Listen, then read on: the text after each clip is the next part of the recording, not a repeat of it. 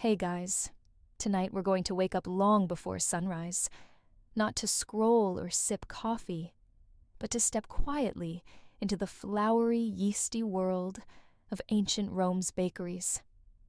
You're half asleep, wrapped in a tunic that smells faintly of smoke and wheat dust. Your fingers are already sticky with water and bran. Outside, the sky is still black, the city still dreaming, but you're kneading dough by torchlight with stiff arms and aching shoulders. It's not glamorous. It's not quiet. It smells wonderful, though warm and nutty, with a hint of wood smoke and sour starter. Welcome to the rhythm of ancient Roman baking. So before you get comfortable, take a moment to like the video and subscribe, but only if you genuinely enjoy what I do here.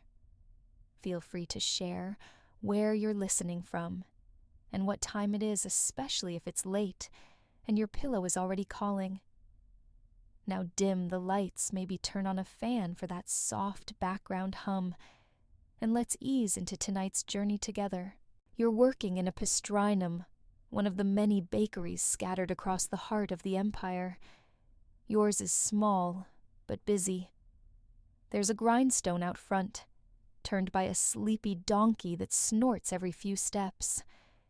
Someone is already scraping ash from the oven's last burn. The walls are dark with soot, and every surface is dusted with flour. You slip into the rhythm without thinking. Water, flour, knead oil, the surface rest the dough. And before you begin your second mix, you mutter a half-whispered prayer to Fornax. Yes, really. Fornax, the goddess of ovens. Romans believed she had to be honored if you wanted a perfect crust and no burnt bottoms. You might offer a pinch of flour to the hearth, or mark her name in the soot near the oven mouth. No goddess, no good bake. It might seem excessive to us, but for ancient Romans, baking was spiritual. This wasn't just about food, it was about transformation. You took grain from the earth, added water, air, and fire, and made something more, something soft, something shareable, something sacred. Historians still argue whether Fornax was worshipped daily, or only during festivals like the Fornicalia, but there's little doubt she mattered to bakers. Her name even shows up in poetry, and temple dedications tucked between bigger deities like Ceres and Vesta. She was the quiet force behind the golden crust. You glance around your bakery and see other sleepy apprentices muttering their own small rites. One has drawn a sunburst in flour near the oven bricks. Another hums something low and tuneless while brushing dough with olive oil. These aren't chores. They're little devotions. And really, you'll need all the divine help you can get. Because baking in ancient Rome is a tough gig. You're working with sourdough that changes daily, in a stone oven that takes hours to heat using flour, that's more gravel than grain. One wrong move, and you've got a burnt flat angry pile of crust. Fornax, please. As the first light creeps across the city rooftops, you're already prepping your second batch. There's a donkey still circling the mill, a man hauling firewood, and a line forming outside the door. Some customers are servants, others are neighbors. One wears a signet ring and smells of lavender soap, clearly someone who doesn't bake their own bread. You offer him a warm panis quadratus, a typical Roman loaf round with deep cuts across the top, perfect for breaking apart. He inspects the crust nods once and drops a few coins on the bench. Just like that, another day begins, and beneath it all the flour, the fire, the footsteps, there's a strange peace, a sleepy hum, the world still turning dough, still rising fire, still glowing. All of it under the watchful eye of a forgotten goddess, whose only job is to keep your crust from burning. You're still blinking away the flour dust as the city wakes up. The streets outside are louder now, vendors calling out early prices, donkeys braying carts, rattling on cobblestones. But inside your little bakery, the focus narrows to one flickering hearth, one silent presence, Fornax, goddess of the oven. It's hard not to feel like she's watching. Fornax isn't a flashy deity. She doesn't ride lightning bolts or start wars. She doesn't demand gold or bulls or wild parades. She just waits quietly in the heat, in the flicker of coals, in the perfect moment when dough goes golden and hollow-sounding. She's the guardian of the bake. The Romans took her seriously. The Fornicalia, her main festival, was a household-level event held in February. Each Roman curia, or neighborhood division, would make offerings to ensure their bread wouldn't burn that year. It was charmingly chaotic. There wasn't even a set date for the celebration. People just tried to guess when it was, and hoped someone from the priestly class would tell them. Historians still argue whether Fornax began as a goddess in her own right, or if she was an older personification of the oven that got formalized later. But she's there in inscriptions, in records, in the warm belly of every Roman bakery. You toss another log onto the fire and kneel beside the domed oven mouth. It's already crackling hot, glowing faintly orange. The bricks radiate that deep, penetrating heat that makes your spine melt just standing too close. In this heat, it's holy. Romans believed fire was sacred. That's why Vesta, goddess of the hearth, had her own entire priesthood of veiled women, maintaining a flame that could never go out. And while Vesta ruled the eternal hearth of the city, Fornax ruled every neighborhood oven, every bakery. Every crisp crust and golden edge was hers. You press a flattened loaf onto a wooden peel, careful not to jostle it. It's scored with the usual cuts, deep lines, to help break it into portions, and you slide it carefully into the oven's mouth. The heat hits your face. You smell scorched flour.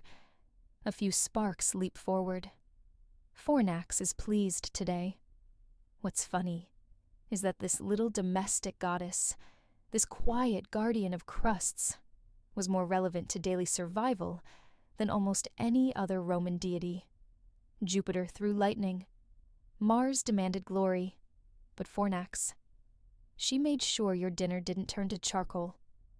You step back from the oven and stretch your aching shoulders. Your tunic is sticky with sweat. Someone fans the coals to even the heat. Someone else is brushing ash off a peel with a bundle of time stalks. No timers, no thermometers, just instinct, ritual, and repetition. And you start to see the divine logic in it all. Bread was daily. It was essential. It fed the plebs, the senators, the soldiers, the emperors. Without bread, Rome didn't just go hungry, it collapsed. You couldn't entrust that kind of power to guesswork or bad luck. You needed protection, a safeguard, a patron. You needed Fornax. And she wasn't alone. Bakers had a whole cast of spiritual support. There was Ceres for grain, Annona for the grain supply, and even Bacchus, whose fermentation magic turned dough into something fluffy instead of stone. But Fornax was the most intimate, the closest, the one you spoke to before dawn, when no one else was listening. You look around the bakery, and imagine just for a moment that you could see her a soft glow near the bricks, hands folded, eyes closed, breathing in the scent of rising loaves. She doesn't need statues. She doesn't want incense. Just a good bake. Just the hum of coals and the warmth of effort. Outside the sun is rising higher, and the line grows longer.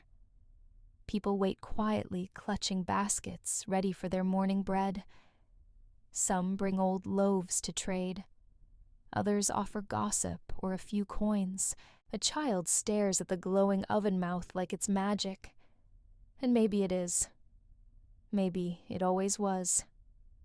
The scent of baking bread has begun to drift into the street, now curling into corners, slipping under shutters, waking stomachs, before the sun even finishes its climb. You glance toward the front door as you dust flour from your sleeves. There's still time before the rush becomes overwhelming, but only just. Behind you, the oven hums like a heartbeat. Fornax, silent and steady, is still with you. This oven, your oven isn't like the massive public furnaces used by the state-sponsored bakers of the Annona the Grain Dole system that kept Rome's poorest citizens fed with subsidized loaves. No, yours is small, personal. You serve a few families, maybe a tavern or two, but the stakes are still high. If a batch fails, you're not just short on coin, you're short on trust. And in a city like Rome, where neighborhoods are packed tighter than a garum jar, and gossip flows faster than the Tiber reputation is everything, one burned loaf can lead to a dozen empty baskets tomorrow. You move efficiently now, checking dough, rekneading a stubborn lump, sprinkling flour over the smooth surface like snow. Your body remembers each movement better than your mind does. The rhythm is prayer. Historians still argue whether most Roman bakers were free citizens, slaves or freedmen. In truth, it was all of the above. Baking was a profession of mixed prestige, lowly in status, but indispensable in function.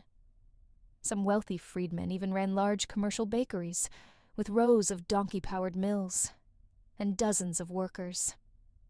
You don't have donkeys. You have your arms, your oven, and Fornax. She's not just in the fire now.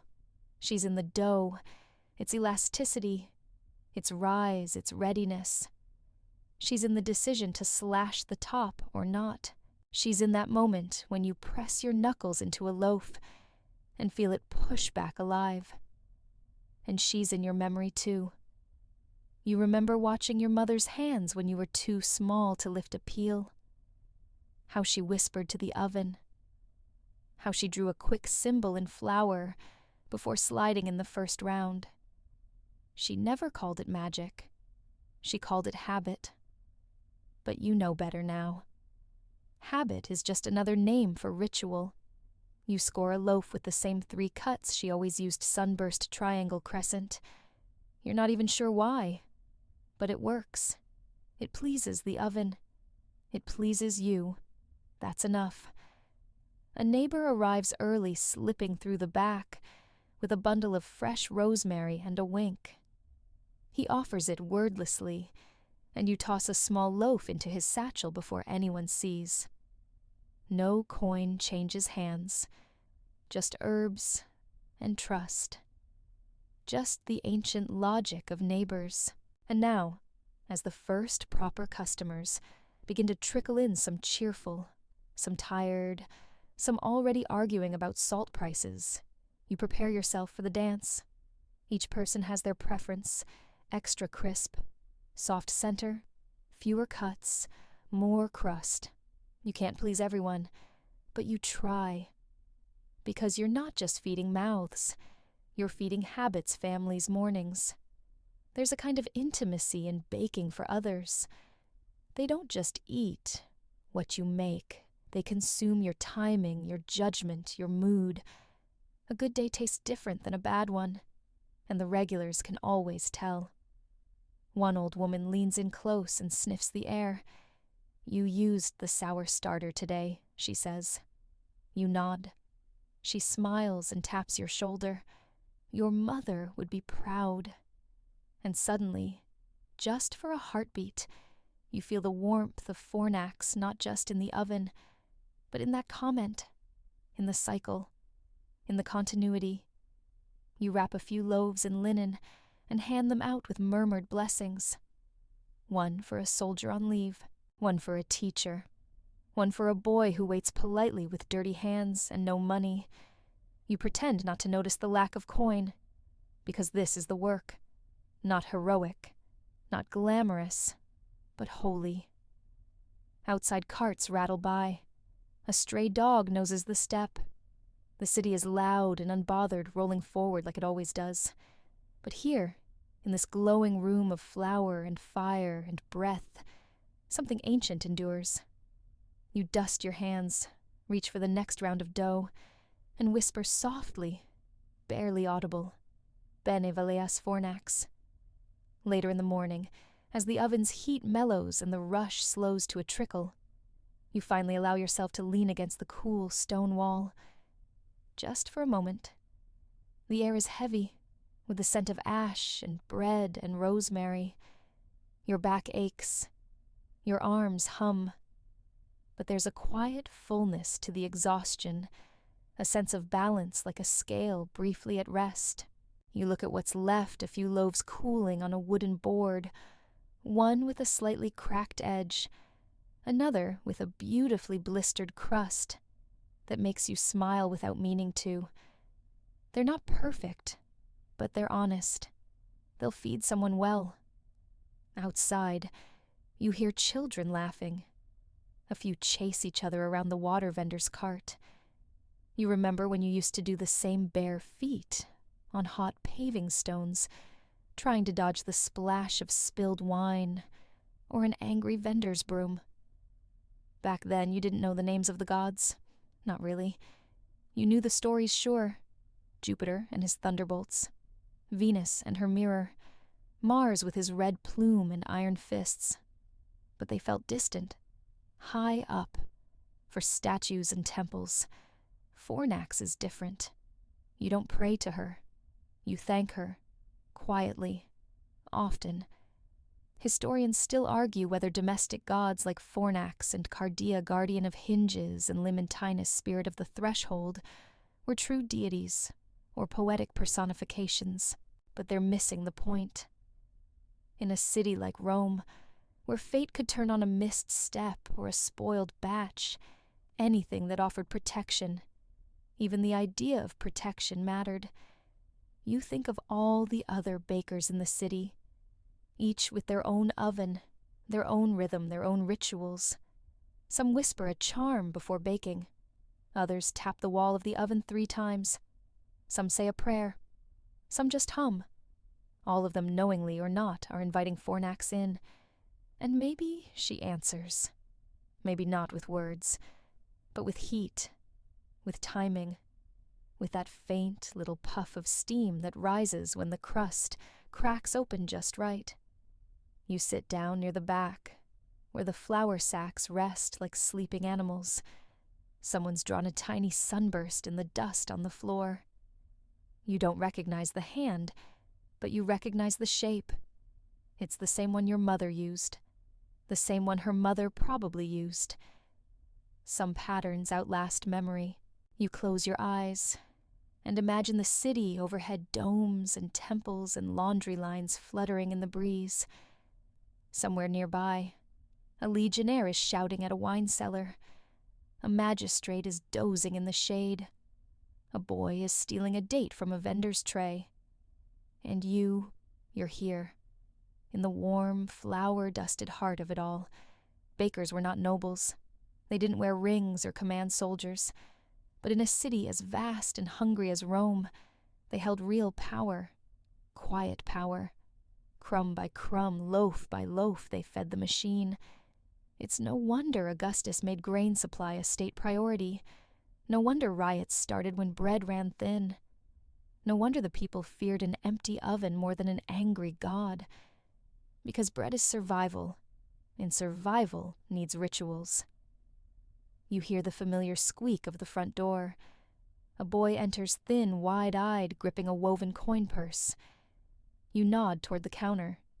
He hesitates, then steps forward, placing the purse gently beside the last unclaimed loaf. You hand it to him. He pauses before turning to go. "Your fire," he says softly, "smells sweeter than the others." You don't reply, just smile. As he slips away into the sunlight, you glance back at the oven. It's cooling now, but still warm, still breathing. And for a moment, you feel it again, that presence. Not looming, Not divine in the thunder and sermon sense. Just here, in the coals, in the crust, in the silence between loaves. You bow your head, not to worship, to acknowledge. That evening long after the shop shutters have been drawn, and the oven's final warmth has faded, you walk alone through Rome's quieter streets. Your tunic still smells faintly of flour, and your hands, no matter how many times you wash them, carry the faint, grainy memory of dough. There's comfort in that. Some part of you always carries the day's work home. You pass a shrine tucked in a wall, no taller than your knee. A terracotta lamp flickers inside it, casting shadows over a painted face. Mercury, maybe, or Bonus Aventus. Hard to tell in the gloom. You leave a crumb of bread on the ledge anyway, just in case, because that's how it works here. Rome is full of gods, full to bursting. Every doorway, every corner, every fountain might hide a deity, some with names, some with only habits, most of them not expecting grand altars, just a nod, a whisper, a token offering, a slice of fruit, a stolen moment of silence. You pass a group of laborers playing dice under a portico. One of them rolls, swears laughs. Another clutches a small pouch, its contents clicking like cowries. Maybe bones. Maybe carved stones. Maybe just coins. But you imagine for a moment that he's rolling his fate like the ancients did with a handful of shells and a hopeful breath. Historians still debate whether Romans truly believed in these lesser spirits, or if it was just habit ritual without conviction. But belief is a strange thing. You don't need thunderbolts or miracles. Sometimes you just need the quiet illusion that someone or something is listening. You reach your insula, a crumbling apartment building, 5 stories high, with cracked steps and ivy that snakes through the window slats.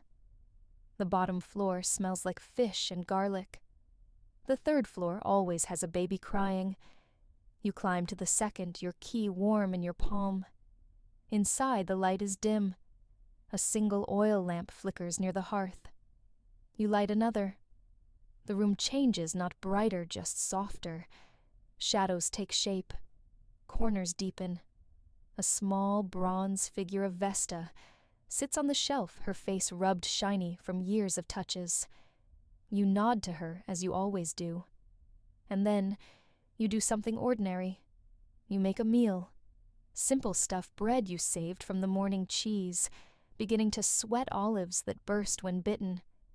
You eat slowly, leaning against the wall, watching the shadows shift. No grand feast. But it fills the belly, and fills something else, too. You think of how many lives are layered over this moment, how many others across centuries have done the same thing, eaten in silence, nodded to Vesta, listened to the city's heartbeat through stone walls.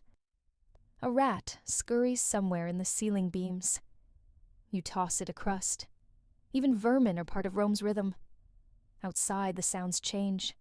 Vendors fade. Drunks emerge. A dog barks. A lute strums off key. The city doesn't sleep, it murmurs always. You finish your meal and stand.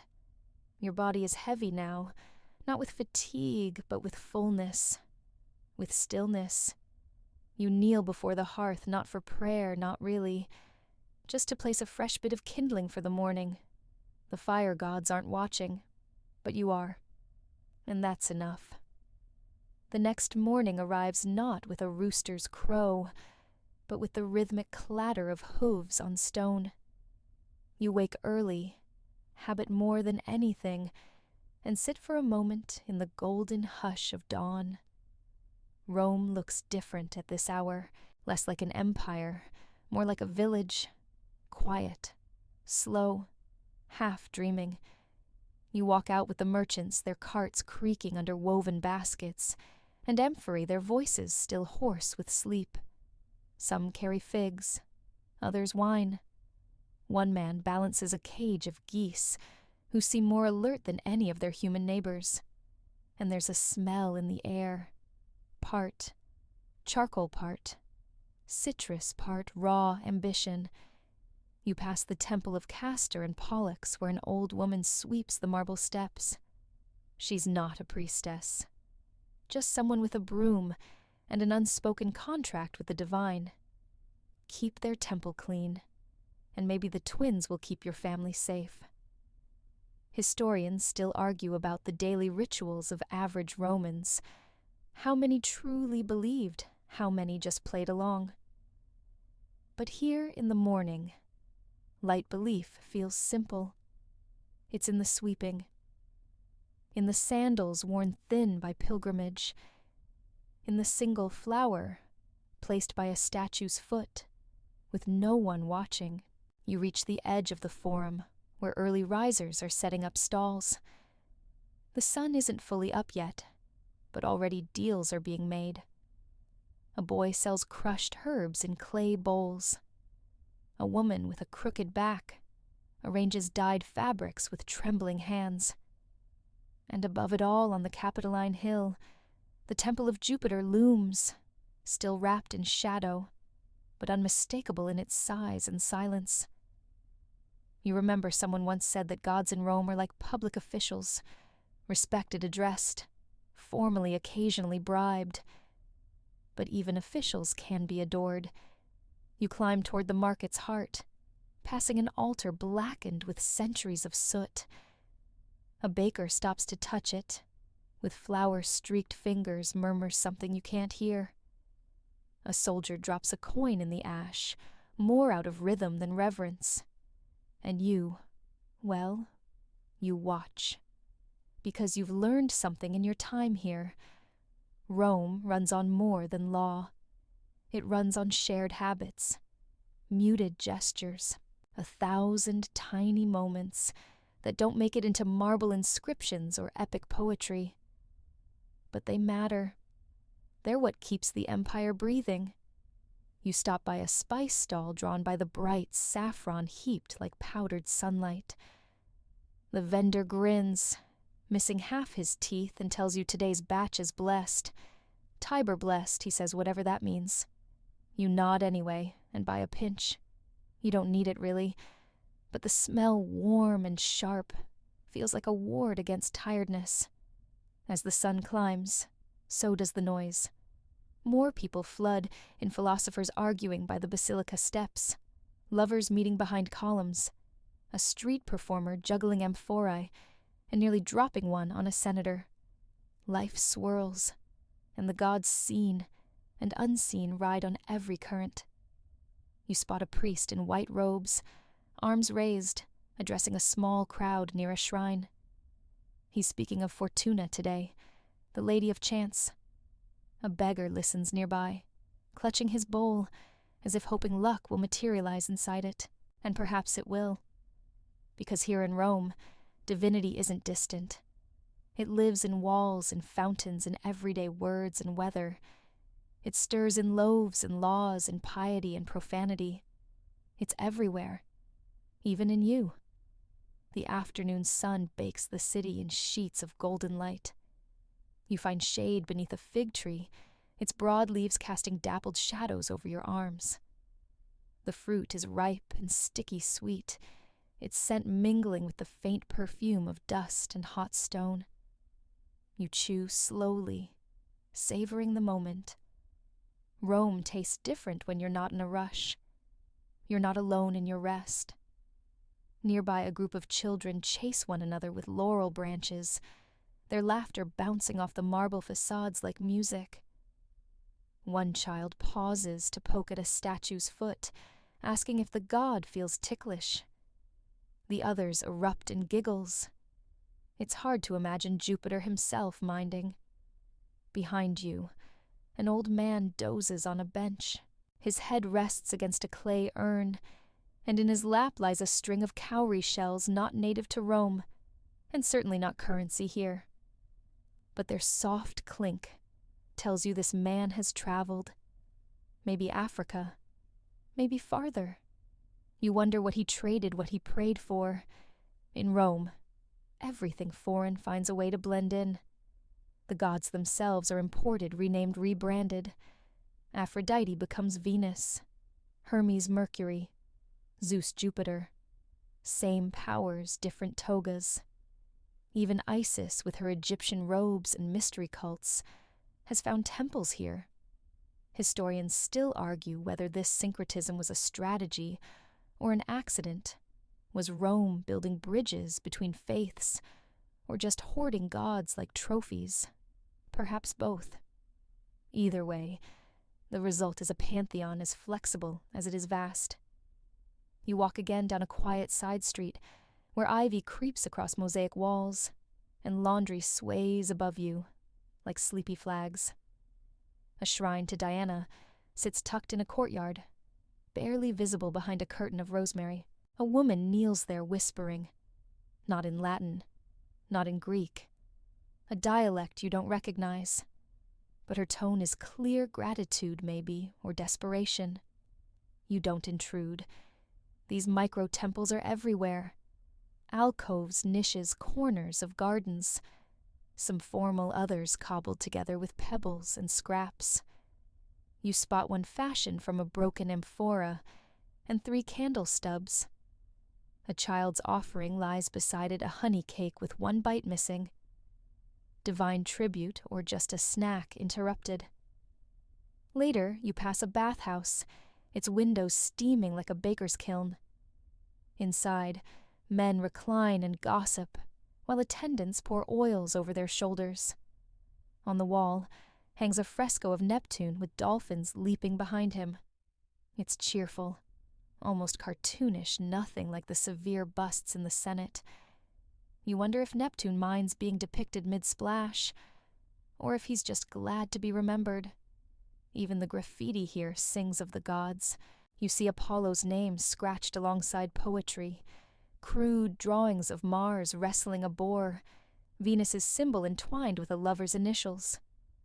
Some reverent, others irreverent, all sincere.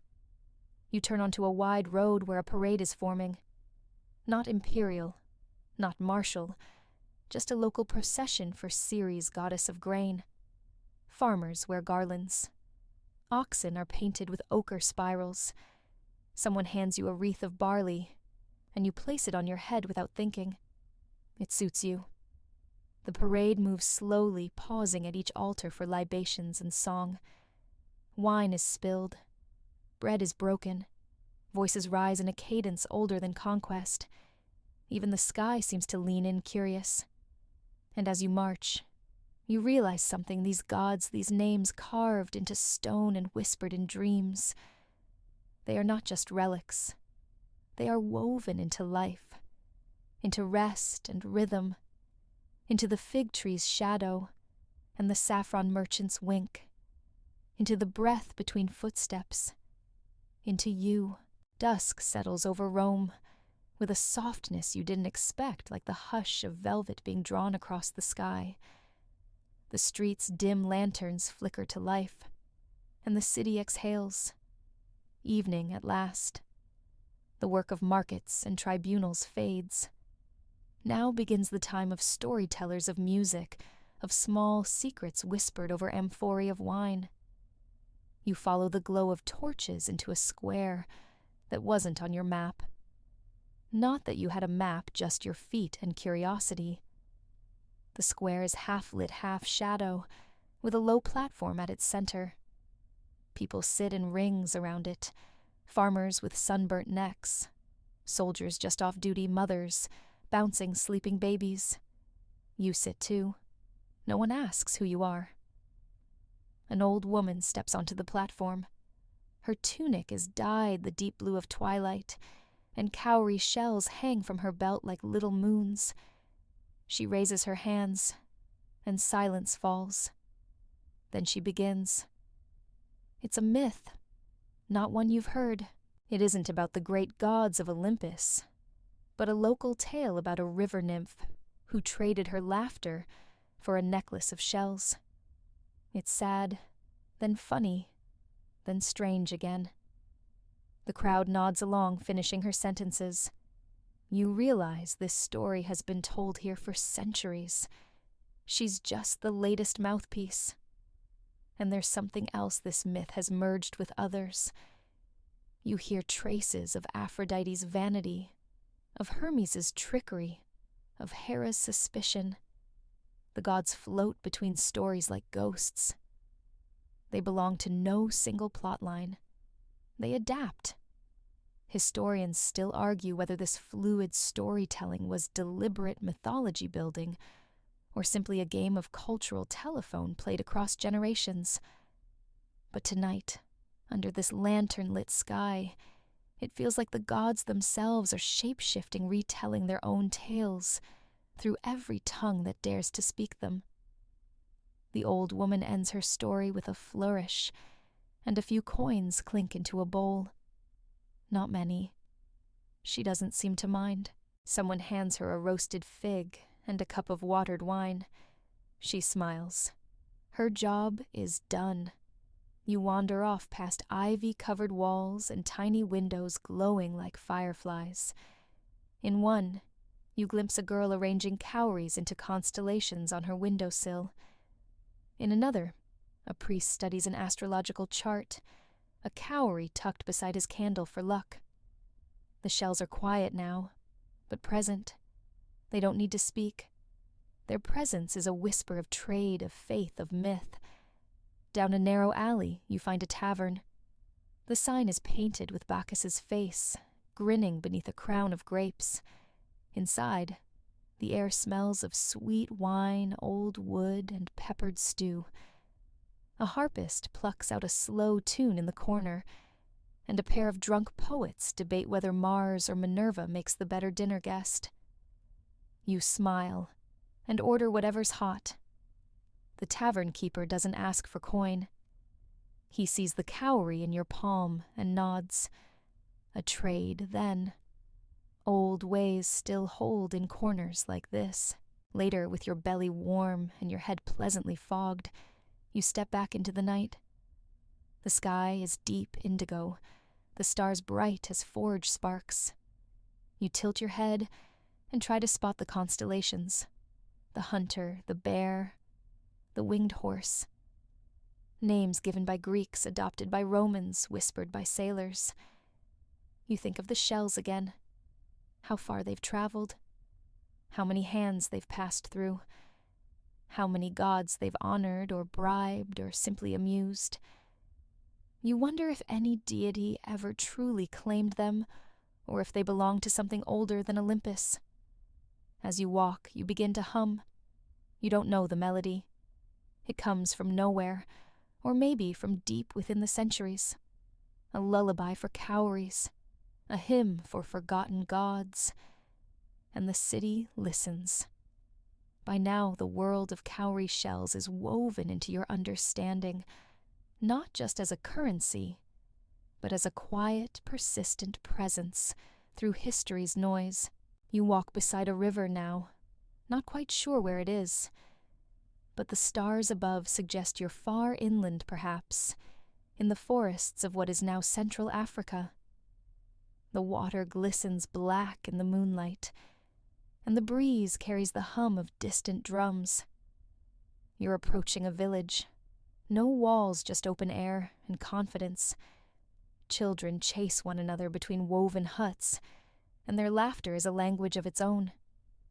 Smoke rises from cook fires, and a scent of roasted maize and spiced goat makes your stomach tighten pleasantly. You're welcomed without a word, because the cowrie shell at your waist has said enough. It says you understand.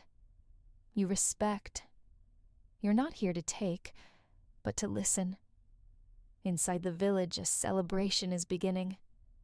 Tonight isn't just a feast, it's a ceremony of abundance, a marking of trade concluded and alliances kept.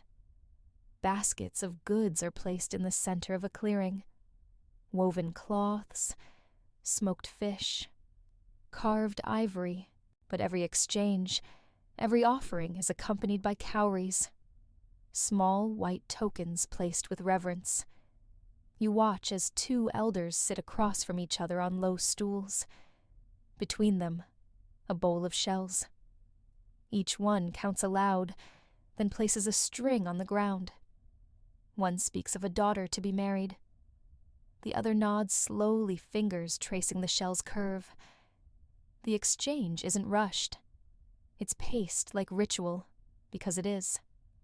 Historians still argue whether these ceremonies were legal contracts or spiritual rites. Perhaps both, perhaps neither. But they were binding sealed not by signature, but by the mutual sound of cowries clinking. A young girl dances into the circle now, feet bare arms wide. Around her waist, a belt of cowries jingles with each step. The shells catch the firelight and seem to glow. Her dance isn't rehearsed. It's older than memory. It is motion as inheritance. And you realize you're not just observing a ritual. You're inside one. Later you sit with one of the village elders beside the fire. She shows you an old gourd, half filled with cowries. Some are chipped, some yellowed. She doesn't use them anymore, she says, but she keeps them close, like how some people keep old letters. They're not worth anything, not really, but they're full of moments. You ask if the shell still has power. She shrugs. Maybe not the kind that buys goats, but other kinds. Yes, memory, trust, ancestry. The fire crackles. You glance up at the stars again. Somewhere, perhaps thousands of miles away, someone else is holding a cowrie right now. Not for trade, for connection, for the strange comfort that something so small could outlive kings, conquerors, and even coin. Your mind drifts. You imagine a silent caravan in the night, camels plodding over moonlit dunes, baskets, swaying shells tucked away like treasure. You imagine a priest dropping a shell beside a candle asking the spirits to open a path. You imagine a child in a distant century running fingers over a cowrie's back and imagining the sea. And then you remember these weren't just tokens of wealth. They were stories. Every shell a sentence. Every string a paragraph in the world's longest letter. A letter that never ends, only travels. The elder stands and dusts off her hands. You rise too. She presses a shell into your palm. Not the best one, not the whitest, but one that's been held many times before. You close your fingers around it and nod. It's not payment. It's inheritance. Morning finds you on a hillside, cool and quiet, the mist just beginning to lift. In the distance, a wide river glitters under the rising sun, and the air smells of wet leaves, wood smoke, and something faintly metallic, like coins, except older. You're somewhere between past and present, walking a path that cowrie shells carved, not with blades or borders, but with belief. Down below, a market is assembling under canvas shades and raffia umbrellas. Traders arrive with bundles on their backs, some on donkeys, some barefoot. And once again, no coins, no bills, just pouches of shells slung casually like wallets. You recognize the rhythm now. The soft clink as deals are struck, the hand gestures, the careful inspection of size gloss curve. There's a fruit seller wrapping mangoes in a palm leaf. He laughs and waves away a cracked shell, gesturing for a better one. A woman with a tray of dyed cloth holds up 2 fingers, 2 strings of cowries, not 2 coins. The exchanges are fast, but familiar, like dance steps learned long ago. You pause beside a merchant stacking salt blocks. He nods toward a gourd filled to the brim with shells. You ask, still valuable. He smiles. Not to the banks, but to my grandmother, priceless. That's the thing. Cowrie shells may no longer dominate economies, but they haven't vanished. They've slipped sideways into memory culture meaning. The way people once used them never really stopped. It just shifted. You visit a small home later in the day. Inside, a child is playing with a board game that uses cowries as pieces. Her fingers move them across etched lines in the wood. She doesn't know they were once currency. To her, they're just pieces of something fun, something from her grandfather's box. But the shape is familiar, and the weight in her palm is just right. You sit with the family for lunch. Rice yams, ground nut stew. On the wall above the table, a necklace of cowries hangs, looped around a wooden carving. Not decorative, protective. A charm that watches over the room like a quiet guardian. No one mentions it, but you can feel its presence.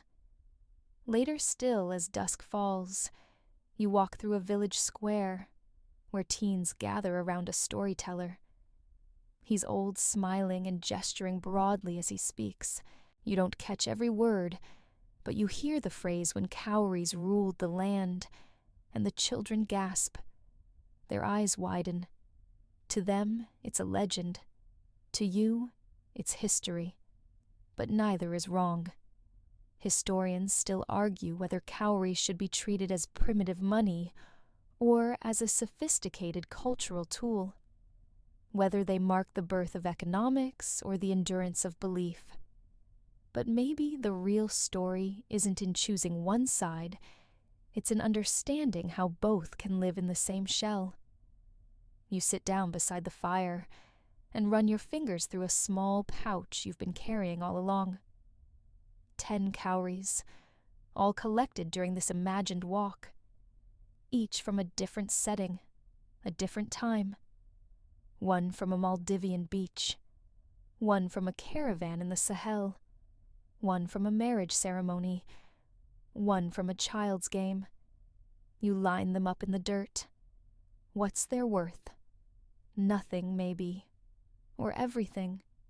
Because what you're holding isn't just a shell, it's a thread, and when stitched together with memory and meaning, those threads become fabric. Fabric that stretches across continents and centuries, and still hums softly beneath the modern noise of metal coins and online banking apps. You lean back on your elbows now. The stars blink awake overhead. The last of the fire crackles and someone adds a log. Your pouch of cowries rests on your chest like a pendant. It's not heavy, but it feels full. Not of wealth, but of weight. The kind of weight only stories carry. You're drifting now, half asleep, half anchored in thought, as the fire flickers low.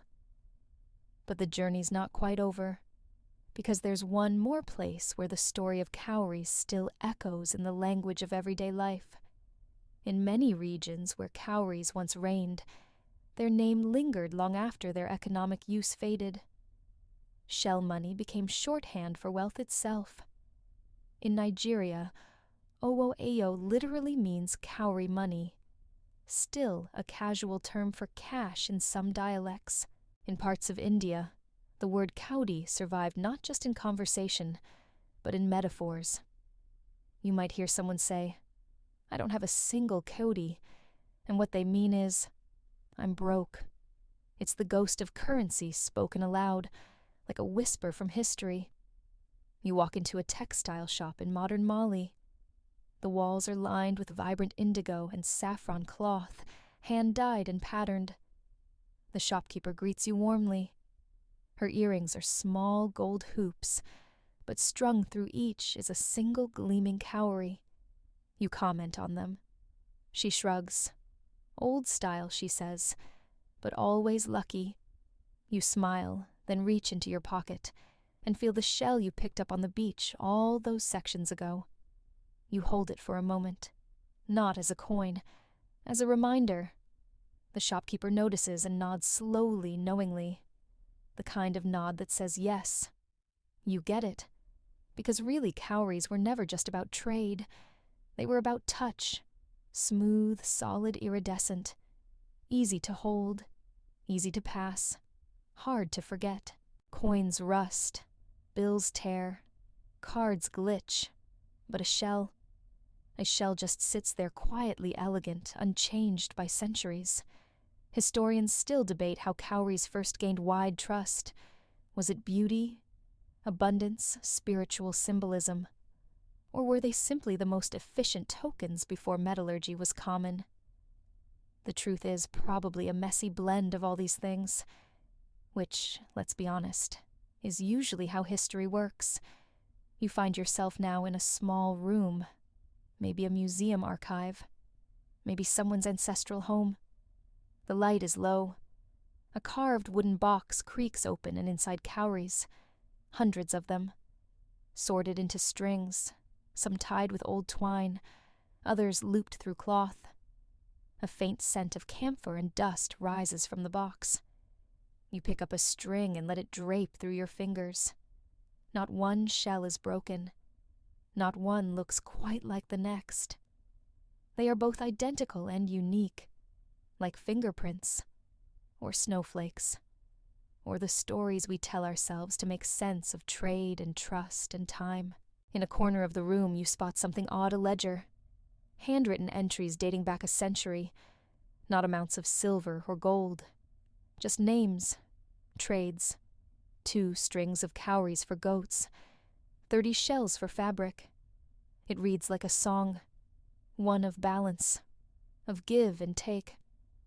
Outside the room, voices murmur. Someone laughs. A child runs past the door. Life goes on even as the past rests gently in its case. You turn one shell over in your hand again.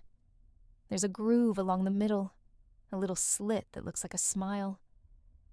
You think about how many fingers must have touched this, how many trades, prayers, hopes it must have carried. And now it's here with you.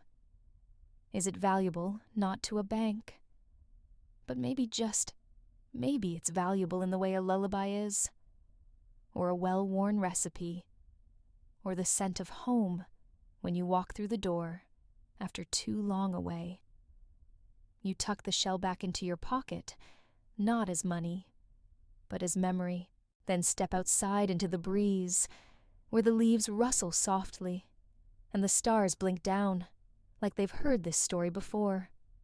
The road bends ahead, and now you're walking through a coastal village, somewhere near where this whole story began. The air smells of salt and tamarind, and the rooftops are thatched with palm fronds that hiss quietly in the breeze. The sun is beginning to set, casting long golden lines across the shore. It feels like a perfect place for endings, or maybe just for remembering. You pass a group of fishermen mending nets by lantern light. One of them whistles an old song. Another ties a cowrie to the end of a small thread and tucks it behind his ear. When you ask why, he shrugs. For luck, he says. Same as my grandfather. You pause. It's always the same story. Different words, different rituals, but always this undercurrent of meaning. The shell is never just a shell. Not in the Maldives. Not in Mali. Not in memories. Further inland, in a quiet village square, you notice a small stone monument. It isn't grand or ostentatious. Just a marker waist-high, carved with images of shells. No names, no dates. Just the curve of a cowrie etched again and again. Beneath it, a single inscription. For what we believed in. It catches you off guard, that phrase, because in a way that's the entire point. Money, whether cowrie or coin, crypto or credit, has always been a form of belief. We agree on its worth. We trust its symbol, and then we pass it on. But belief is fragile. It can shift, break, be replaced. That's why the cowrie's longevity is so stunning. Across dynasties and desert seas and centuries, people kept picking them up and saying yes. This matters. Historians still puzzle over how widespread this became. No single empire enforced cowrie use. No merchant guilds standardized their weight. And yet from Indonesia to Uganda, they were accepted, like language itself, unregulated, evolving, and deeply human. You arrive now at a small temple, half covered in vines. Inside, the walls are painted with faded depictions of rituals, gods and goddesses holding cowries, farmers offering them at shrines, couples exchanging them during marriage ceremonies. It's quiet, cool, sacred. On the altar sits a single bowl of shells, lit by a shaft of late afternoon light. They gleam faintly. You kneel not to pray exactly, but to observe, to witness, to sit with the quiet knowledge that this humble shell once carried the hopes of entire communities. Next to the bowl is a scroll, written in a flowing script you can't read, but you don't need to. The shell says enough. You step back into the sunlight. The shadows are longer now, and the ocean calls again in the distance. But there's still one more stop to make before sleep. You follow a narrow path to an old pier barely more than planks and rope. At the edge, a girl and her grandmother are tossing shells into the water, not as garbage, as offerings. One by one, the cowries fall with a soft plop, and the girl whispers after each one. You can't hear what she says, but the rhythm is unmistakable. It's the rhythm of tradition, of belief passed down, of value that doesn't need explanation.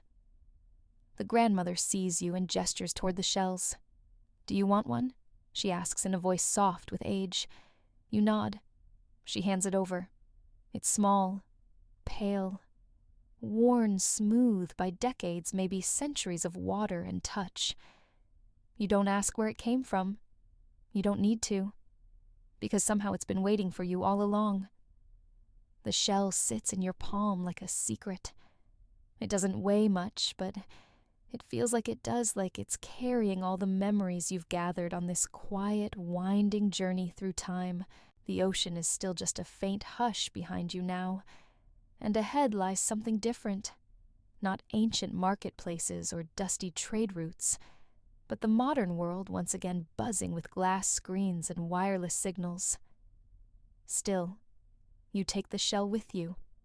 You board a small boat, not a dhow, but a quiet wooden skiff with chipped paint and a slow motor that sounds like it might prefer a nap.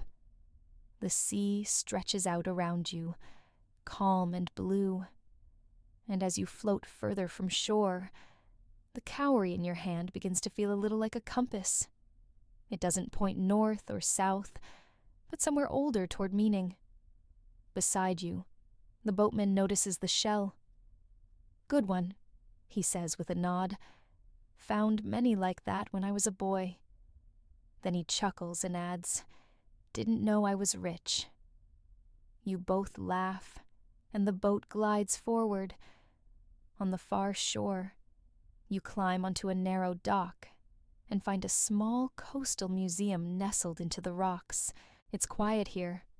No tourists today, just the faint creak of wooden beams and the smell of salt clinging to the stones. Inside, a display case catches your eye, an entire trade route mapped out in shells. Strings stretch between islands, arrows etched in bronze, point toward Africa, and tiny model dhows are filled with clay replicas of the real thing. You can almost hear them jostling hundreds of cowries clicking softly like a lullaby. One display features currencies across time, Roman coins, Chinese bronze knife money beads from the Americas, and a bowl of cowries sitting right in the center. No plaque needed. The message is clear. These shells were currency and more.